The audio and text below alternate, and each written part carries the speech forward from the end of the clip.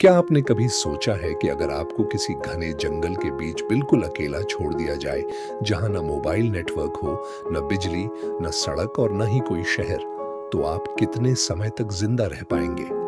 शायद कुछ घंटे, शायद एक दिन, या शायद उससे भी कम।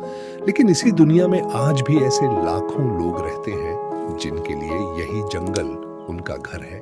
वे यहीं पैदा होते हैं, यहीं बड़े होते हैं और पूरी जिंदगी इसी जंगल में बिताते हैं। जंगल में रहने वाले लोगों का जीवन हमारी आधुनिक दुनिया से बिल्कुल अलग है। जहां हम हर छोटी बड़ी जरूरत के लिए बाजार पर निर्भर हैं, वहीं ये लोग पूरी तरह प्रकृति पर निर्भर रहते हैं। जंगल उन्हें भोजन देता है, पानी देता है, दवाइयां देता है और रहने के लिए सामग्री भी देता है। उनके लिए जंगल केवल पेड़ों का समूह नहीं, बल्कि जीवन का आधार है। दुनिया के अलग अलग हिस्सों में आज भी कई जनजातियां जंगलों में रहती हैं। दक्षिण अमेरिका के अमेजन वर्षावन, अफ्रीका के कांगो के घने जंगल, पापुआ न्यू गिनी के वर्षावन और भारत के अंडमान निकोबार द्वीप ऐसे स्थान हैं जहां आज भी कई समुदाय अपनी पारंपरिक जीवन शैली के साथ रह रहे हैं। इनमें से कुछ जनजातियों ने आधुनिक दुनिया से सीमित संपर्क बनाया है, जबकि कुछ अब भी बाहरी लोगों से लगभग पूरी तरह दूर रहती हैं। इन लोगों का दिन सूरज निकलने के साथ शुरू होता है। इनके पास अलार्म घड़ी नहीं होती। पक्षियों की आवाज, हवा की ठंडक और सूरज की पहली किरण ही इनके लिए सुबह का संकेत होती है। सुबह होते ही हर व्यक्ति अपने काम में लग जाता है। कुछ लोग शिकार के लिए निकलते हैं, कुछ मछली पकड़ने जाते हैं और कुछ जंगल से फल, कंदमूल और औषधीय पौधे इकट्ठा करते हैं। इनके बच्चे भी बचपन से ही जंगल के नियम सीखने लगते हैं। उन्हें सिखाया जाता है कि कौन सा फल खाने योग्य है, कौन सा पौधा जहरीला है, किस जानवर से दूरी बनाकर रखनी चाहिए और जंगल में सुरक्षित रास्ता कैसे पहचाना जाता है। यही ज्ञान पीढ़ी दर पीढ़ी आगे बढ़ता रहता है और यही उनके जीवन की सबसे बड़ी ताकत बन जाता है। जंगल में भोजन जुटाना इन लोगों के लिए रोज का सबसे महत्वपूर्ण काम होता है। शहरों की तरह इनके पास न कोई किराने की दुकान होती है और न ही खाने का कोई भंडार। हर दिन उन्हें अपनी मेहनत से भोजन प्राप्त करना पड़ता है। यही कारण है कि वे प्रकृति के हर छोटे बड़े बदलाव को ध्यान से समझते हैं। पुरुष अक्सर सुबह समूह बनाकर शिकार के लिए निकलते हैं। अलग अलग जनजातियां अलग अलग पारंपरिक तरीकों का उपयोग करती हैं। कहीं धनुष और बाण का इस्तेमाल होता है, कहीं भाले का, तो कहीं साधारण जाल से मछलियां पकड़ी जाती हैं। शिकार हमेशा सफल हो ऐसा जरूरी नहीं होता। कई बार पूरा दिन बीत जाता है और उन्हें कोई बड़ा शिकार नहीं मिलता। ऐसे समय में वे जंगल से मिलने वाले फल, बीज, कंदमूल, मेवे और शहद पर निर्भर रहते हैं। जंगल में मिलने वाला शहद उनके लिए केवल स्वादिष्ट भोजन नहीं, बल्कि ऊर्जा का महत्वपूर्ण स्रोत भी होता है। मधुमक्खियों के छत्ते तक पहुंचना आसान नहीं होता। कई बार उन्हें ऊंचे पेड़ों पर चढ़ना पड़ता है। धुएं की मदद से मधुमक्खियों को कुछ समय के लिए दूर किया जाता है और फिर सावधानी से शहद निकाला जाता है। इन लोगों के लिए पानी भी उतना ही महत्वपूर्ण है। वे साफ बहने वाली नदियों, झरनों और प्राकृतिक स्रोतों से पानी लेते हैं। उन्हें वर्षों के अनुभव से पता होता है कि कौन सा जल स्रोत सुरक्षित है और किन जगहों का पानी पीने से बचना चाहिए। अब बात करते हैं उनके घरों की। जंगल में बने घर आधुनिक इमारतों जैसे नहीं होते, लेकिन वे वहां के मौसम और वातावरण के अनुसार बेहद उपयोगी होते हैं। लकड़ी, बांस, बेल, घास और बड़े पत्तों से मजबूत झोपड़ियां बनाई जाती हैं।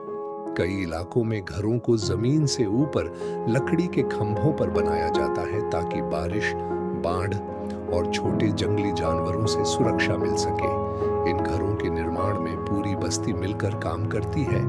कोई लकड़ी लाता है, कोई पत्ते इकट्ठा करता है और कोई ढांचा तैयार करता है। इस तरह कुछ ही दिनों में नया घर बनकर तैयार हो जाता है। जंगल में जीवित रहना केवल ताकत का नहीं, बल्कि समझदारी का भी काम है। यहाँ हर आवाज का एक मतलब होता है।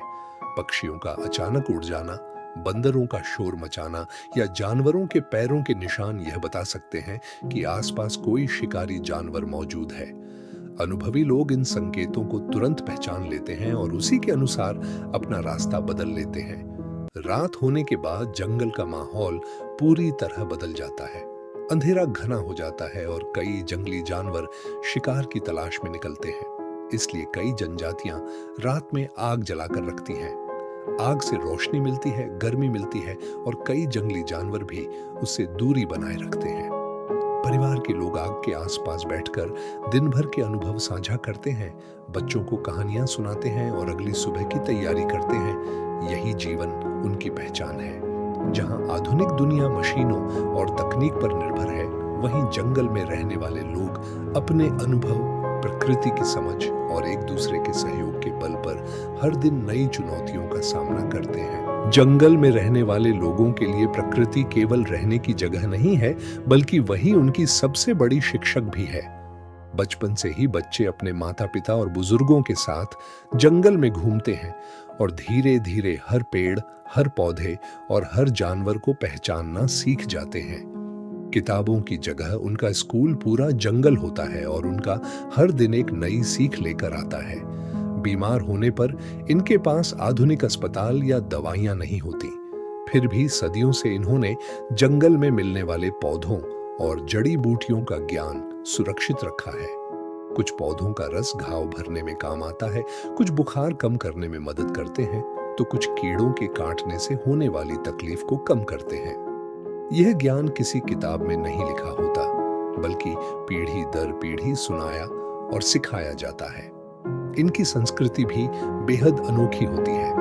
हर जनजाति की अपनी भाषा, अपने गीत, अपने नृत्य और अपनी परंपराएं होती हैं।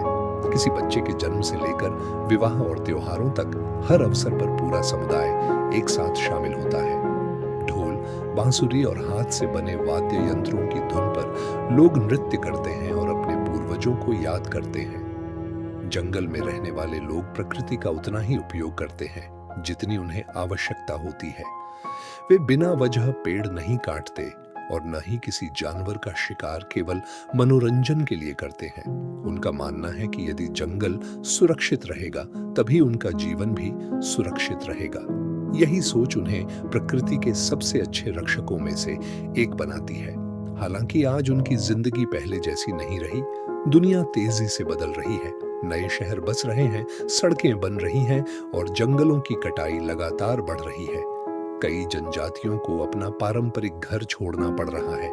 इससे उनकी संस्कृति, भाषा और जीवन जीने का तरीका भी धीरे धीरे बदलता जा रहा है। जलवायु परिवर्तन भी इनके लिए बड़ी चुनौती बन चुका है। मौसम पहले की तुलना में अधिक अनिश्चित हो गया है। कभी लंबे समय तक बारिश नहीं होती, तो कभी इतनी तेज बारिश होती है कि बस्तियां और फसलें प्रभावित हो जाती हैं। जिन नदियों से वे पानी लेते थे, उनका स्वरूप भी कई जगह बदल रहा है। इसके बावजूद कई जनजातियां आज भी अपने पूर्वजों की परंपराओं को बचाने की पूरी कोशिश कर रही हैं। वे नई दुनिया के बारे में जानते हैं, लेकिन अपनी पहचान और संस्कृति को खोना नहीं चाहते। उनके लिए जंगल सिर्फ जमीन का एक टुकड़ा नहीं, बल्कि उनकी पूरी सभ्यता की आत्मा है। यही कारण है कि दुनिया भर के वैज्ञानिक, पर्यावरण विशेषज्ञ और शोधकर्ता इन समुदायों का अध्ययन करते हैं। उनका मानना है कि प्रकृति के साथ संतुलन बनाकर जीने की जो कला इन लोगों ने सीखी है, वह आने वाले समय में पूरी मानवता के लिए बेहद महत्वपूर्ण साबित हो सकती है।